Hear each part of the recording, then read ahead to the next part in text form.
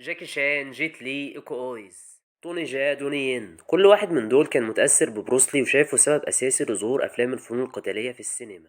حكاية بروسلي بدأت في 27 نوفمبر سنة 1940، ولأنه اتولد في ساعة التنين لقبوه بالتنين الصغير. بدأ حب بروسلي للفنون القتالية لما قابل إيب مان وتعلم منه الوينج تشون. بعدها حصلت مشاكل لبطلنا في هونج كونج مع العصابات عشان يقرر بعدها انه يكمل دراسته في امريكا، عشان بعد كده يبتدي رحلته ناحية الشهرة والفن. اللي ناس كتير ما تعرفوش ان اول فيلم لبروسلي كان وهو طفل، وكانت البداية الفعلية لبروسلي في البروز ناحية الشهرة في مسلسل الدبور الأخضر اللي اتعرض في الستينات.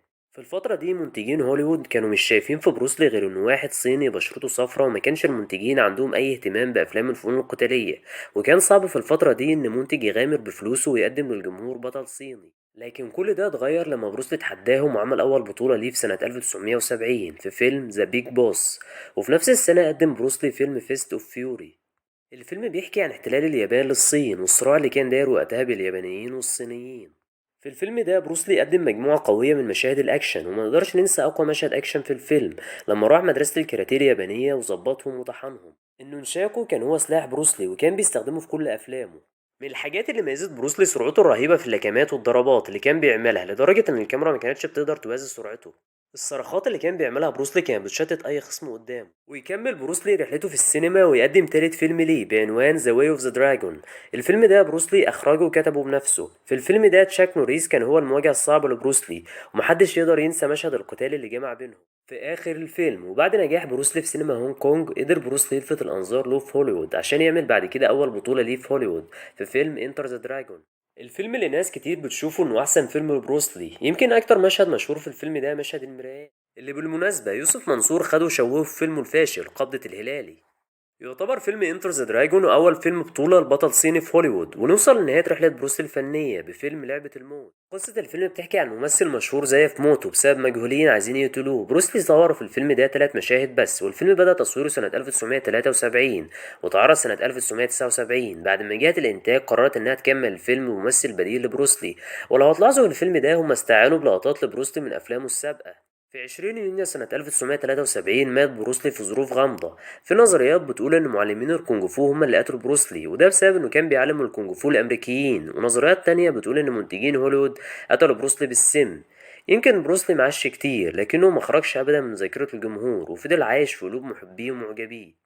بسبب بروسلي النهارده شفنا نجوم كتار زي توني جا وايكو اويز وفيديو جاموال وسكوت اتكنز. يمكن في السنين الاخيره افلام الفنون القتاليه ما عادتش بنفس الجوده اللي كانت عليها ايام بروسلي، لكنها تظل لها جمهور كبير من فئه المراهقين والبالغين. دوني ين من اكتر الممثلين اللي اتاثروا ببروسلي. المعلومه اللي انتم ما تعرفوهاش ان دور تشينزي اللي عمله بروسلي في فيلم قبضه الغضب عمله جيت لي في فيلم قبضه الاسطوره. وفي سنه 1995 اتعرض مسلسل قبضه الغضب اللي قدم دور البطوله فيه دوني ين.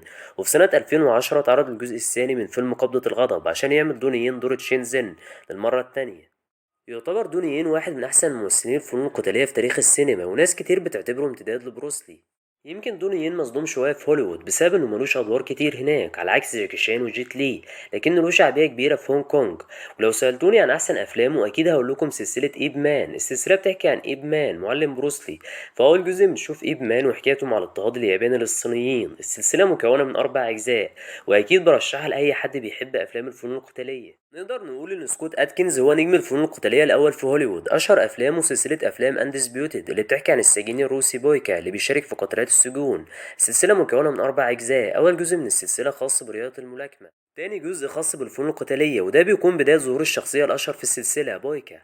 في الجزء ده بويكا كان شرير، وكانت البطولة لشخصية شامبرز اللي قدمها مايكل جي وايت. بعد ما انكسرت رجل بويكا في نهاية الجزء التاني بيرجع في الجزء التالت، وبنشوف هنا تغيير وتطور كبير في الشخصية. بويكا اتحول من شرير لبطل. وقدر سكوت أتكنز إنه يقدم في الجزء ده مجموعة من أصعب حركات الأكشن. يمكن أحسن مشهدين في الفيلم مشهد مواجهته مع دولار ومواجهته مع اللاعب البرازيلي رودريجو دي سيلفا اللي بيلعب الكابويرا. في الجزء الرابع بنشوف بويكا بيقاتل بره السجن. يمكن الجزء ده هو أقل أجزاء السلسلة، لكنه مع ذلك يظل الفيلم مش بطال. في سنة 2011 اتعرض فيلم ذا ريد اللي كان من بطولة نجم اندونيسيا ايكو اويز. الفيلم حقق نجاح كبير وزود من شهرة السينما الاندونيسية في هوليوود.